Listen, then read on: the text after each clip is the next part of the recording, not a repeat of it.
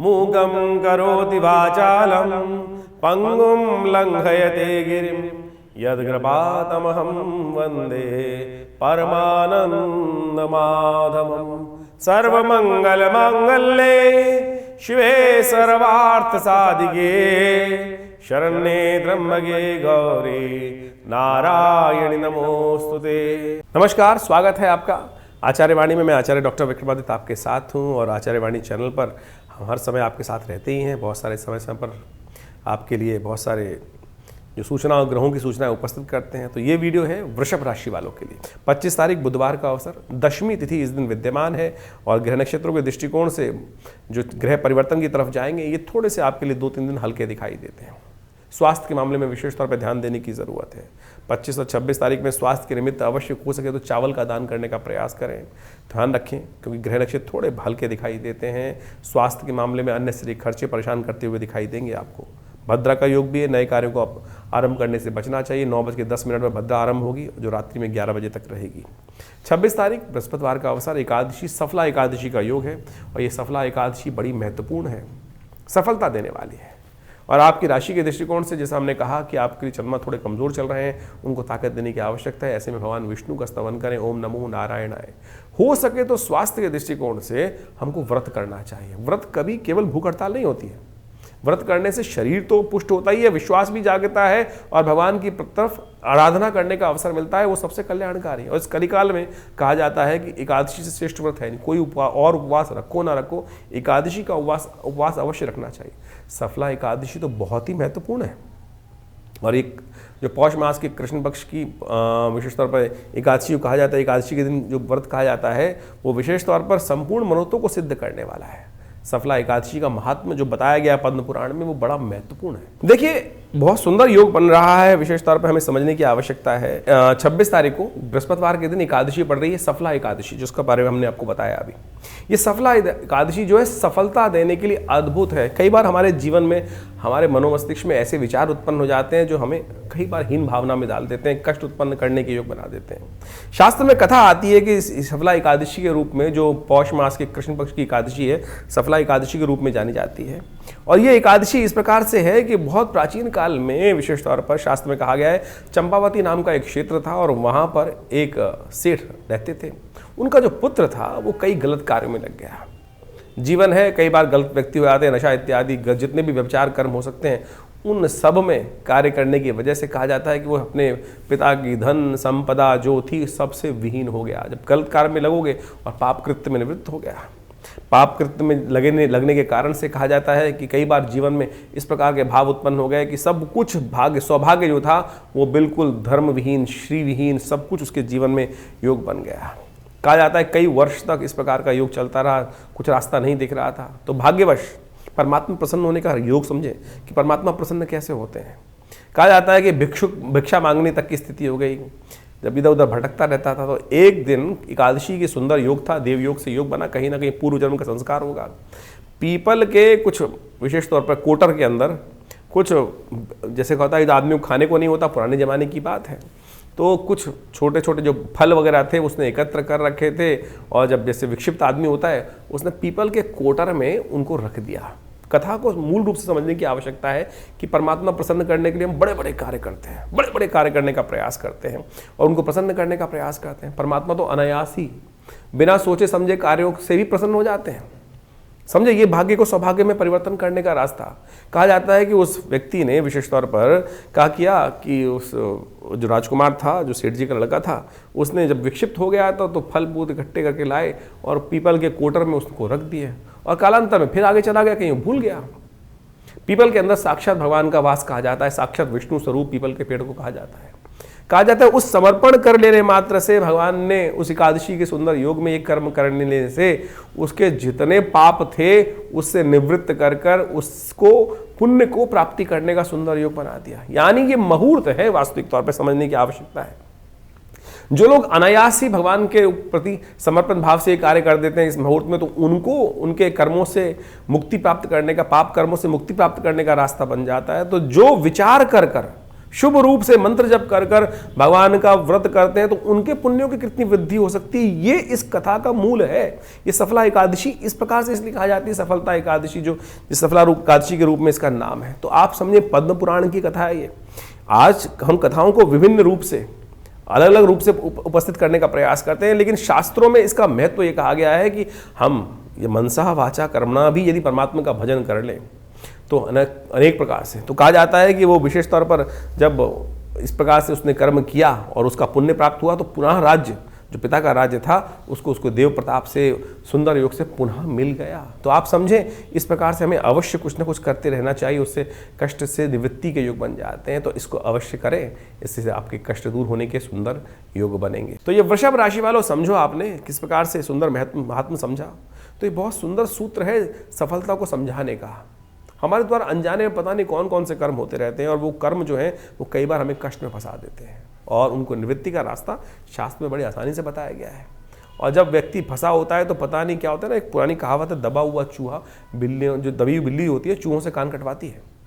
दबी बिल्ली जब कष्ट में फंसा होता है व्यक्ति, उसको जो जैसा बता रहा होता है वैसा वो करता चला जाता है। कोई कुछ पहना देता है, कोई कुछ दान करा रहा है, कोई कुछ खर्चे करा रहा है, कोई कुछ खर्चे करा रहा है। लेकिन यहाँ हमने इस सफला एकादशी का जो महात्मा आपको समझाने का प्रयास किया, उसको समझते हुए कार्य करोगे ना तो बहुत अच्छा रहेगा, और ऐसे समस्त कष्टों से निवृत्ति के योग अवश्य बनेंगे। तो इस बात का ध्यान रखते हुए कार्य करें। ग्रह नक्षत्रों के दृष्टिकोण से परिवर्तन का समय बहुत जल्दी आ रहा है। 27 तारीख हम बात करें, शुक्रवार का दिन एकादशी तिथि है, और इस दिन सुबह थोड़ी हल्की दिखाई देती है, शाम आते आते बिल्कुल नई एनर्जी दोपहर तक आपको परिवर्तन का योग बनेगा, क्योंकि चंद्रमा परिवर्तन की तरफ जा रहे हैं। छठे भाव से निकलकर करीब करीब 1:53 पर वो आपके सप्तम भाव में बृहस्पति के बिल्कुल सम्मुख आके बैठ जाएंगे। जैसा हमने कार्यक्रम के आरंभ में आपको कहा कि विशेष तौर पर ये दिसंबर का अंतिम काल कई बार ऐसे सूत्र लेके आ रहा है जो आपकी एनर्जी से, आपके अदम्य उत्साह से लाभ के योग बना देगा। तो ये वही योग है, इसका लाभ लेते हुए कार्य करें तो बहुत अच्छा रहेगा। 27, 28, 29 तक का समय आपके लिए बिल्कुल फेवरेबल है। जाते हुए ग्रह जो हैं 2024 जाता हुआ बहुत कुछ देखे जा सकता है, तो इसलिए आपको अपने आप को तैयार रखने का प्रयास करना चाहिए। इस दिन एक और परिवर्तन हो रहा है जो करीब करीब विशेष तौर पर पूर्वा भाद्रपद के प्रथम चरण में शनि महाराज प्रवेश करने जा रहे हैं, और ये बृहस्पति के नक्षत्र में परिवर्तन करने जा रहे हैं, और ये आपके लिए बहुत सुंदर रहेगा। बृहस्पति महाराज भी पूर्ण ताकत में बैठे हैं और शनि महाराज भी पूर्ण ताकत में बैठे हैं, और ये योग जो बना रहे हैं वो आपके लिए बहुत सुंदर बनता दिखाई दे रहा है। इस दिन द्वादशी के दिन एक शास्त्र में वर्णित प्रयोग है जिसको कहा जाता है व्रतार्क शास्त्र में, जो व्रतार्क किताब है उसके अंदर कहा गया है कि इस दिन, यानी जो पौष मास के कृष्ण पक्ष की द्वादशी के दिन योग बनता है, शुक्रवार के दिन योग बना है ये, इसको कहा जाता है स्वरूप द्वादशी। भगवान विष्णु की सुंदर आराधना करके समस्त कष्टों को निवृत्त करने का योग बना सकते हैं। व्रतार्क शास्त्र में कहा गया कि इस दिन भगवान विष्णु का स्तवन करते हुए 108 आहुतियाँ जो विशेष तौर पर घी और तिल की उन्हें अर्पित करता है, उनके जीवन में गंध इत्यादि से भगवान का पूजन करता है, भगवान उनके समस्त कष्टों को शांत कर कर सौभाग्य का उदय करने का योग बना देते हैं। देखिए इतने छोटे छोटे सूत्र शास्त्र में बताए गए हैं, तो आप अवश्य इनको करने का प्रयास करें। तिल का दान करने का प्रयास करें, भगवान विष्णु का सुंदर पूजन करने का प्रयास करें, तो देखिए कष्ट दूर करने के अद्भुत योग अवश्य बनेंगे। अब बात कर लेते हैं 28 तारीख की, शनिवार का अवसर है और साथ साथ त्रयोदशी तिथि है, प्रदोष का योग बन रहा है, और इन दिनों शनि महाराज को थोड़ी ताकत और दीजिए, और शनि आपके जाते जाते विशेष तौर पर परिवर्तन का योग बनाएंगे। जो पिछले करीब करीब 2 साल से चल रहे हैं और जो रास्ता ला रहे हैं, लेकिन परिपक्व स्थिति में जब आ गए हैं तब उनको पूर्ण लाभ लेने का प्रयास करना है। मार्च में तो बदल ही जाएंगे शनि, ऐसे में शनि प्रदोष का योग जो बन रहा है उसका लाभ लीजिए। हो सके तो शनि के निमित्त भगवान शिव का स्तवन करें, भगवान शिव का सुंदर अभिषेक करें शाम के समय अवश्य, क्योंकि शनि प्रदोष है। प्रदोष यानी त्रयोदशी जिस दिन शाम को पड़ जाए उस दिन प्रदोष हो जाता है, उसके साथ साथ जो वार पड़ जाए तो बहुत सुंदर हो जाता है। शनि के दिन ये पड़ा है इसलिए शनि प्रदोष पड़ रहा है, तो अवश्य शनि के दोषों को शमन करने के लिए, शनि को ताकत देने के लिए, शनि का पूर्ण लाभ लेने के लिए इस समय में लाभ लेने का हमें प्रयास करना चाहिए। जब सूर्य अस्त हो जाए आपके क्षेत्र में उस समय 40 मिनट के अंदर अंदर जाकर भगवान शिव के मंदिर में शुद्ध ब्राह्मणों के द्वारा रुद्राभिषेक करें, भगवान का ओम नमः शिवाय के द्वारा उनका अभिषेक करें, दूध और तिल डालकर भगवान का अभिषेक करें, बहुत सुंदर रहेगा। साथ साथ इस दिन एक ग्रह परिवर्तन का और योग बना रहा है, आपकी राशि में दशम भाव में शनि के साथ शुक्र विराजमान हो जाएंगे रात्रि में करीब करीब 11:40 पर, और ये आने वाले समय में बहुत महत्वपूर्ण योग बनाने वाले हैं आपके लिए। एक बात का और ध्यान रखिएगा, 28 और 29 तारीख को विशेष तौर पर अनुराधा और ज्येष्ठा नक्षत्र बन जाएंगे। इन नक्षत्रों में जो जन्म लेते हैं उनकी मूल शांति अवश्य होनी चाहिए। चाहे आज दे रहे हैं, चाहे जिनका पहले आपका जन्म हुआ, यदि उन नक्षत्र में हुआ है तो इसको नोट कर लीजिए। अगर नहीं पता है तो आप हमारे यहाँ व्हाट्सअप के माध्यम से आप जो भी सूचना भेजेंगे उसका निदान हम अवश्य आपको भेजने का प्रयास करेंगे। बहुत सारे मन में शंकाएं चलती हैं समय समय पर, उनका निदान देने के लिए नंबर्स आपके सामने स्क्रीन पर चल रहे हैं, उन पर आप जो भी जानकारी प्राप्त करना चाहते हैं आप कॉल कर लें या व्हाट्सअप पे भेजें। सबसे अच्छा रहेगा कि व्हाट्सअप पे भेजने का आप प्रयास करें और उन प्रश्नों के निदानों को हम अवश्य देने का प्रयास करेंगे। 29 तारीख रविवार का अवसर, चतुर्दशी तिथि है और साथ साथ मासिक शिवरात्रि का योग बन रहा है और ग्रह परिवर्तन की तरफ बहुत सुंदर जाने के योग बना रहे हैं, लेकिन जाते जाते आपको बहुत कुछ देने के योग बना रहे हैं। ऐसे पुण्यों को बढ़ाने का प्रयास करना चाहिए। जितने पुण्य उतना ज़्यादा बढ़िया समय, और जितने जीवन में कष्ट चल रहे हैं वो कहीं ना कहीं पाप के युक्त हैं और पापों से निवृत्ति प्राप्त करने के लिए शुभ योगों का लाभ लेते हुए कार्य करना चाहिए। रविवार का योग है, जाता हुआ मासिक शिवरात्रि का योग बन रहा है। हमने विवेकानंद योगाश्रम में इस दिन सुंदर यज्ञ रखा है जो रविवार को होता ही है।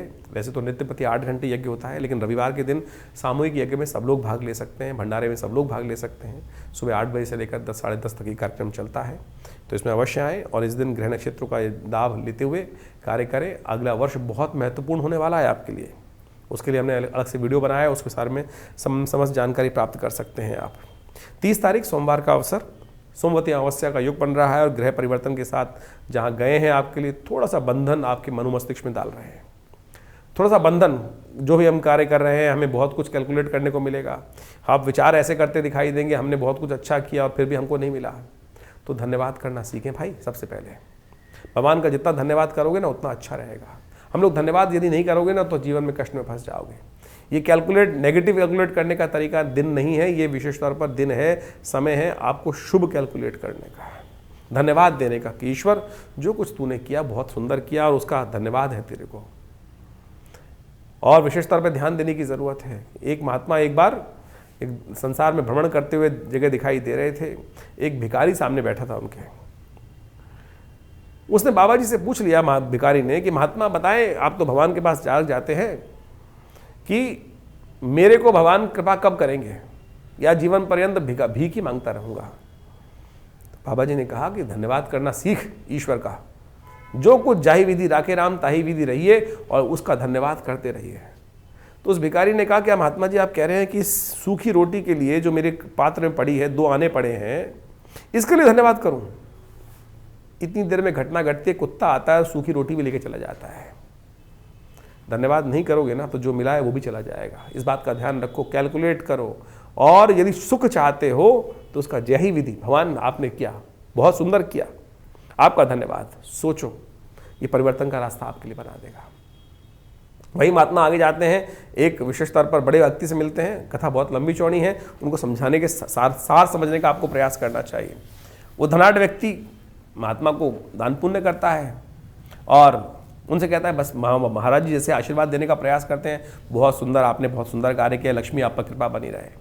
तो कहता है महाराज बहुत दिया भगवान ने, बहुत सुंदर, भगवान ने सब कुछ दे रखा है, और लेने की आवश्यकता नहीं है, बस उसका धन्यवाद करता रहूं।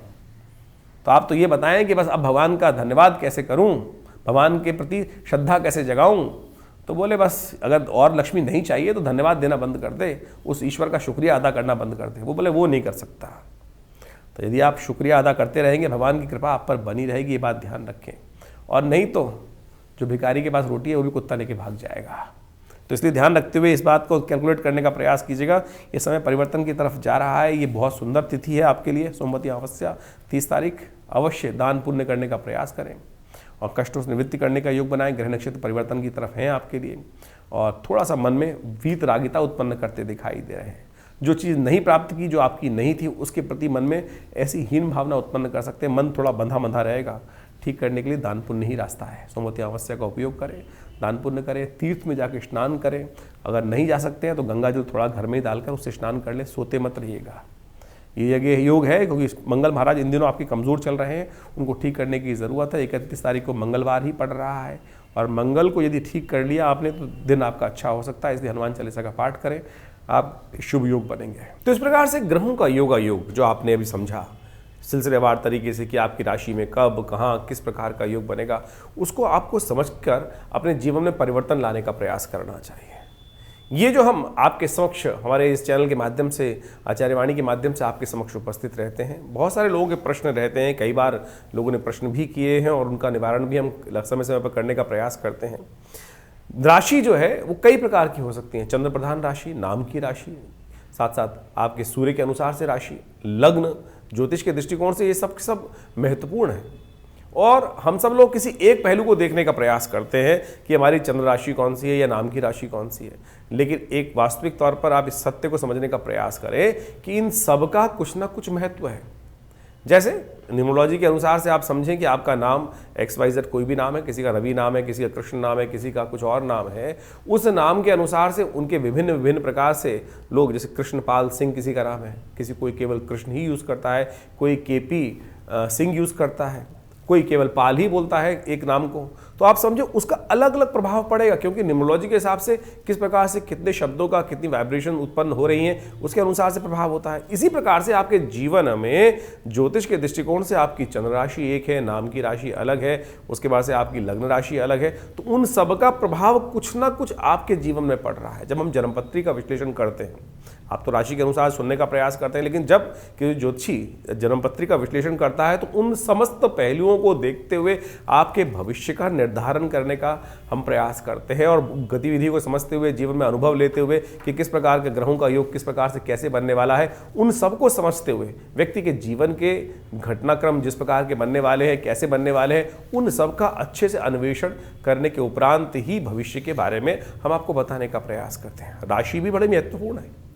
राशि ऐसा नहीं है कि जैसे यहाँ पर हम ज़्यादातर चंद्र राशि का उपयोग करते हैं कि चंद्रमा आपकी जिस राशि में है, आपकी जन्मपत्री के अनुसार से नाम को भी आप देख सकते हैं। बहुत सारे लोग आए संसार के अंदर जिनके पास बहुत सारे आज की तारीख में उनका date of birth, time of birth, place of birth confirm नहीं होता, तो आपके नाम की राशि के अनुसार भी हमारे इस भविष्यफल को देख सकते हैं। लेकिन वास्तविक तौर पर यदि आप अपने भाग्य को सही समझना चाहते हैं तो ज्योतिष की सहस्त्रों शाखाओं में से ज्योतिष की गणना जो है वो वास्तविक तौर पर बहुत चमत्कार उपस्थित कर सकती है, बहुत सारी चीज़ों को पहले से हमें अवगत करा सकती है क्या कुछ होने वाला है। बहुत सारे लोगों के पास जन्मपत्री भी नहीं है, डेट ऑफ बर्थ भी नहीं है, तो उनकी हाथ की रेखाएँ तो हैं, प्रश्न लग्न तो है। ऐसा नहीं है कि ज्योतिष वहां पर आपको लाभ नहीं देगा। आपकी हाथ की रेखाओं को समझकर, आपकी हाथ की रेखाओं को पढ़कर हम आपके भविष्य के संबंध में बहुत कुछ बातें जानने का सुंदर रास्ता बनता है। तो इसलिए ज्योतिष विज्ञान, पामिस्ट्री जिसे कहा जाता है, एक ऐसी ही चमत्कारिक विधा है। इन समस्त चीज़ों को मिलाकर ज्योतिष विज्ञान एक इतना व्यापक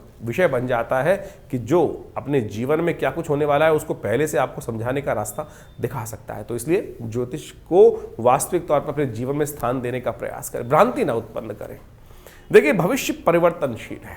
ज्योतिष की गणनाएं ये साफ साफ तौर पर दिखाती है कि जो गणनाएं बनी वो आपके जीवन में उस प्रकार की घटना का योग बनाती दिखाई दे रही हैं।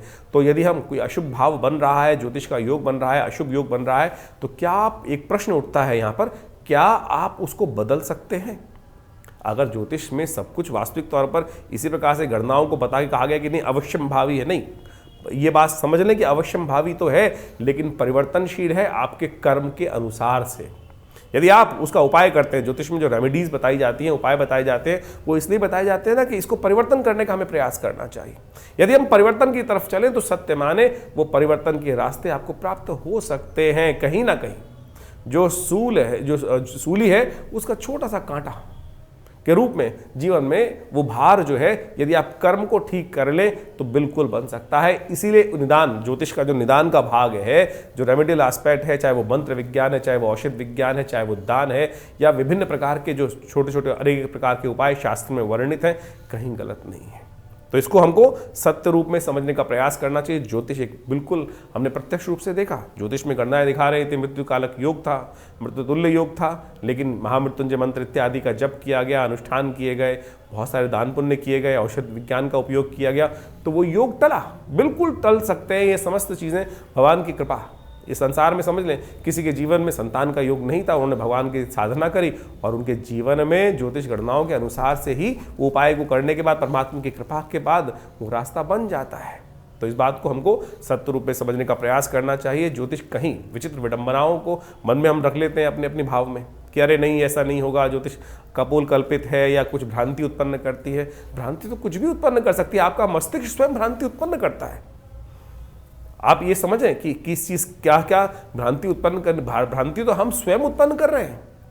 शास्त्र ज्योतिष जो है वो तो अनादिकाल से गणनाओं के अनुसार से देखें कितनी परिष्कृत गणनाएं हमारे भारतीय संस्कृति में शास्त्र में बताई गई हैं, और उन गणनाओं को हम तो स्वयं जीवन में देखते हैं। बहुत सारे लोग जन्मपत्री दिखाने आते हैं, और जब वो बात जब देखने का प्रयास करते हैं बहुत सारी जन्मपत्रियों में, तो वो बिल्कुल सत्य निकलती है। कहाँ से? वो केवल गणना, केवल कुलावे नहीं है, गणनाओं को, ज्योतिष के जो ग्रह योग को सिद्धांतिक तौर पे समझा, और वही गणना का प्रयोग ज्योतिष के दृष्टिकोण से, चाहे वो जैमिन का, पाराशर का, या किसी भी शास्त्र के अंदर आए हुए योग हैं, उनको यदि वहां लगा के देखा तो बिल्कुल 100% सत्य निकलते हैं। तो इसको वास्तविक तौर पर केवल इग्नोर ना करें।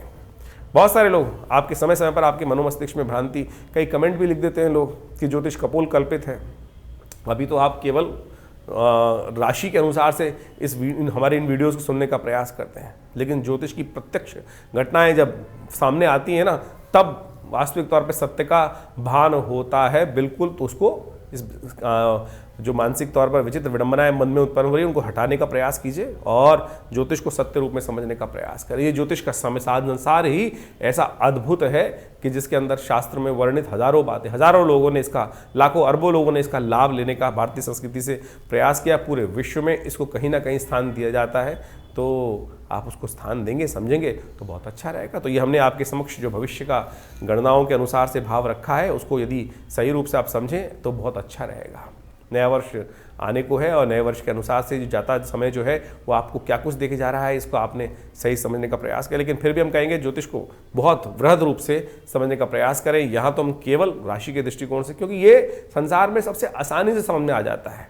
अगर हम इंडिविजुअल तौर पर ज्योतिष के एक एक भाव को यहाँ समझाना शुरू कर दें, तो आधे लोग गणनाओं को समझाना शुरू कर दें और उसके अनुसार से बात करना शुरू कर दें, तो वो इंडिविजुअल रीडिंग हो जाएगी, और वो यहाँ पर इस प्लेटफॉर्म पर शायद उपयुक्त नहीं रहेगी। तो इसीलिए ज्योतिष की जो राशि विज्ञान के अनुसार से, नक्षत्रों के परिवर्तन के अनुसार से यहाँ जो भाव है वो हम आपके समक्ष समय समय पर, सही समय पर रखते रहते हैं। और आपके मन में भी कोई प्रश्न चल रहा हो तो चिंता ना करें, हमने ये चैनल आपके लिए रखा है, आश्रम की व्यवस्थाएं आपके लिए हैं।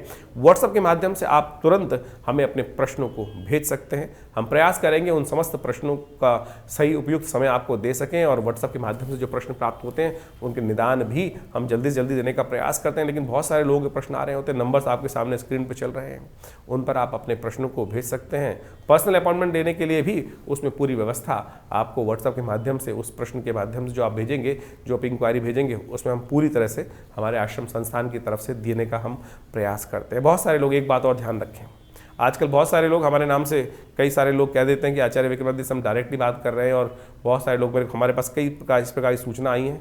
तो थोड़ा सावधान रहें। हमारा दिल्ली में ही आश्रम है, विवेकानंद योगाश्रम संस्थान है, और हर रविवार को हम स्वयं आप सबसे वहाँ पर मिलते ही है, जिसमें सामूहिक यज्ञ का जो कार्यक्रम होता है, वैसे तो नित्य प्रति 8 घंटे आश्रम में यज्ञ होता है, लेकिन रविवार के दिन सुबह 8 बजे से लेकर 10 बजे तक विशाल भंडारा, सुंदर यज्ञ, स्वाध्याय और आपके प्रश्नों का निदान, जो भी छोटे मोटे प्रश्न हो सकते हैं उनको हम निदान देने का समय पर प्रयास करते ही हैं। तो आप रविवार को विवेकानंद योगाश्रम में सादर आमंत्रित हैं, और इस कार्यक्रम में आप भाग लेकर माँ भगवती का सुंदर दर्शन कर सकते हैं। जैसा हमने आपको कई बार बताया है कि विवेकानंद योगाश्रम में 1947 में मुल्तान से माँ भगवती का सुंदर शिव विग्रह पधारा, और उनका आज वहाँ पर सुंदर मंदिर विराजमान है। उनका दर्शन करेंगे तो देखिए 500 साल भगवती की दिव्य प्रतिमा पुरानी, उनका दर्शन करने मात्र से बस बहुत सारे कष्ट जीवन से दूर हो जाते हैं। और आप स्वयं सादर आकर रविवार को या कभी भी, बहुत सारे उत्सव होते हैं समय समय पर, उसका बारे में हम आपको बताते ही रहते हैं। तो आप यदि आश्रम में आएंगे और माँ भगवती के सुंदर सानिध्य में रहेंगे तो माँ भगवती की कृपा से बहुत सारे जीवन के अप्रत्यक्ष कष्ट भी अपने आप जीवन से दूर हो जाएंगे। साथ साथ विवेकानंद योगाश्रम के माध्यम से हम यहाँ समय समय पर बहुत सारे यज्ञ इत्यादि, बहुत सारी कथाएं, बहुत सारे सुंदर कार्यक्रम समय समय पर आपको बताते रहते हैं, वो होते ही रहते हैं। इसके अलावा योग, प्राकृतिक चिकित्सा, आयुर्वेद का एक पूरा 100 बेड का हॉस्पिटल भी चल रहा है, जिसमें बहुत सारे लोग आकर अपने स्वास्थ्य संबंधी समस्याओं का निदान भी यहाँ पर करते हैं। और बहुत सारी भारतीय पराविद्याओं के संबंध में, चाहे वो मंत्र विज्ञान है, चाहे वो योग विज्ञान है, चाहे वो यज्ञ विज्ञान है, आयुर्वेद, मुद्राएं और इस प्रकार से योग की बहुत सारी सहस्त्रों शाखाएं, प्राणायाम इत्यादि, हठ योग इत्यादि पर बहुत सारा शोध कार्य, कुंडलनी योग, ध्यान योग, इस पर समय समय पर हम प्रकाशित भी करते रहे। करीब करीब 50 पुस्तकें आश्रम की तरफ से प्रकाशित की गई हैं, जो विभिन्न योग इत्यादि के क्षेत्र में, अध्यात्म के क्षेत्र में बहुत अद्भुत स्थान रखती हैं। तो आप हमारी संस्थान से जुड़कर अपने जीवन में पूरा महत्वपूर्ण परिवर्तन लाने के लिए सुंदर योग बना है। स्वागत है आपका विवेकानंद योगाश्रम में।